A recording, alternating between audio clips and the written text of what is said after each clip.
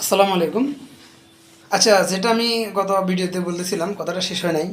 দেখেন, বিএনপির যে অপরাধগুলা বিভিন্ন জায়গায় হচ্ছে, তো আমরা যারা এটার প্রতিবাদ করতেছি, আমি তো মনে করি এটা তাদের জন্য অনেক ভালো, কারণ তারা তাদেরকে সংশোধন করার একটা সুযোগ পাচ্ছে।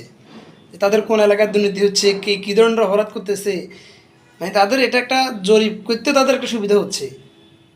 তাহলে তারা তাদের নেতা কর্মীকে বলতে পারবে যে তোমরা অমুক এলাকায় অমুক এই অপরাধটা করছে, তোমরা এরকম অপরাধ করিও না, বা তোমাদের জন্য আমাদের দলের বদনাম হচ্ছে, এটা তো তারা বলতে পারবে। কিন্তু ভাই, আমার কথা হচ্ছে এই যে যারা নির্দিষ্ট করে বলতেছে যে তুমি ইট কিনলে আমার থেকে কিনতে হবে, বালি কিনলে আমার থেকে কিনতে হবে, তুমি মাটি বিক্রি করলে আমার কাছে বিক্রি করতে হবে, এই যে এগুলা এগুলা কেন? এগুলা তো একেবারে সেম আওয়ামী লীগ। এই কয়েকটা কাজ আমরা আওয়ামী লীগের সময় দেখতাম। মাটি বিক্রি, আওয়ামী লীগের চেয়ারম্যান, ইউনিয়ন চেয়ারম্যান যে আছে উনি হচ্ছে প্রধান, এরপরে ওনার সাথে সহযোগী কয়েকজন থাকে, এরা ছাড়া কারো কাছে মাটি বিক্রি করা যাবে না। ওই সময় আপনি বাজার বলেন, বিভিন্ন শহরাঞ্চলে বিল্ডিং করার সময় যে ঠিকাদারি যারা থাকে, সেম তাদের নির্দিষ্ট ব্যক্তিদের কাছে আপনাকে কাজ দিতে হবে।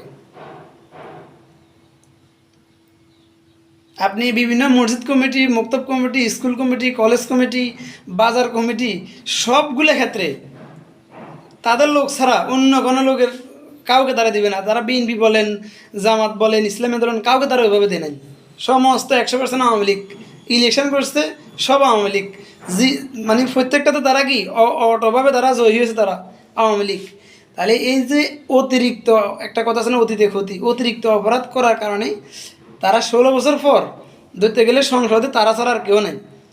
কিন্তু তাদের এমন পতন হয়েছে, মানে তাদের কি বলবো, ঝাড়ু ফেটা করে তাড়া এলে যেরকম, মানে একেবারে সেম কন্ডিশন তাদের হয়েছে। সারা শুধু বাংলাদেশ না, সারা পৃথিবীর ভিতরে একজন নির্লজ্জ বেহায়া যদি কোনো দল থাকে, একটা রাজনৈতিক নেতা, এই যে শেখ হাসিনা এবং তার দলটা সারা ওয়ার্ল্ডের ভিতরে একটা নির্লজ্জ হিসেবে পরিচিতি পাইছে।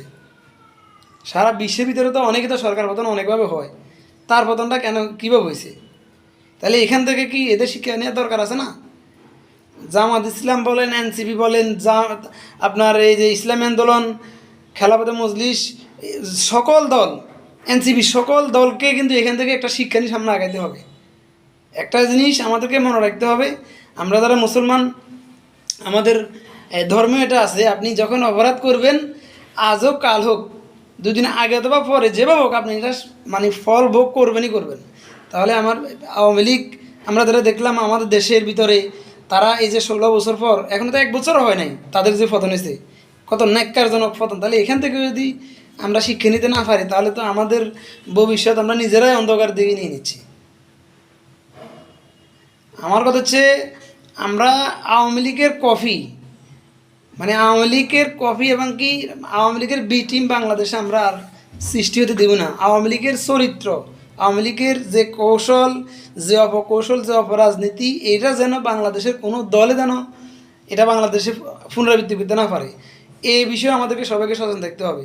নাহলে ভাই, আমরা যদি চুপচাপ থাকি, আজকে ধরেন আমার আমার জমি বা আমি বাজার দলীয় বাজারে অনেকের কাছে শুনলাম এসব এসব বিষয়গুলো নিয়ে, অনেকে বলতেছে ভিতর ভিতর, ভয়ে বলতেছে না, যদি তারকে আক্রমণ করে, তার বাড়িতে রাত্রে রাতে চুরি করবে, না ডাকাতি করবে, নাহলে বাজারে আসার সময় তাকে চিন্তা করে তার পকেট থেকে মোবাইল টোবাইল টাকা পয়সা সব নিয়ে নিবে।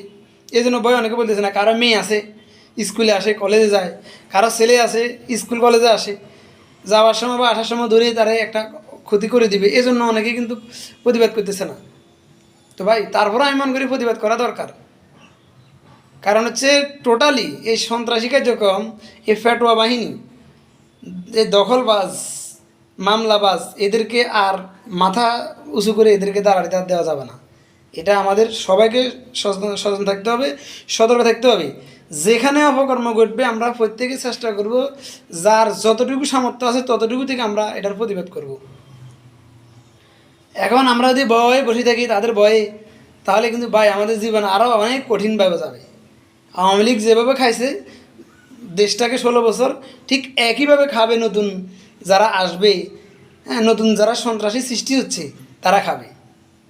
এই জন্য এটা একটু খেয়াল করবেন। আর আমি বিএনপির প্রতি অনুরোধ করবো, ভাই যারা আপনারা দায় দায়িত্বে আছেন, মোটামুটি অনেক ভদ্র লোক বিএনপিতে আছে, এটা আমি জানি, আমার পরিচিত অনেকে আছে। আমি আপনাদেরকে অনুরোধ করবো, আপনারা আপনাদের কেন্দ্রে অথবা জেলায়, যে আমরা কেন্দ্রের কথা বাদে দিলাম, কেন্দ্র আমাদের দরকার নাই, অন্ততপক্ষে ফেনী জেলায় যারা দায়িত্বে আছে আপনারা তাদের কাছে এই লোকগুলো বিচার দিবেন। আরে ভাই একজন মামলার বাদী, ধরুন আমি জাহিদ, একটা সাপোজ উদাহরণ, আমি 150 মামলার বাদী। এখন আমি যদি কোথাও চাঁদাবাজি করতে চাই, আমি যদি কারো জমি লুটপাট করতে চাই, তাহলে এটা কেমন কথা? আমি 100-150 জন বা 200 জন আমি আসামির বাদী, তারা অপরাধ করছে, আমি বাদী, আমি তাদের বিচার চাই। এখন আমি শত শত অপরাধ করতেছি, আমি চাঁদাবাজি করতেছি, আমি মামলা বাণিজ্য করতেছি, আমি জমি দখল করতেছি, কে জমি চাষ করবে, আমার ট্র্যাক্টর দিয়ে চাষ করতে হবে। এটা তো নতুন ইতিহাস বাংলাদেশের, নতুনভাবে আমরা দেখতে পাই। এটা কোন ধরনের কথা?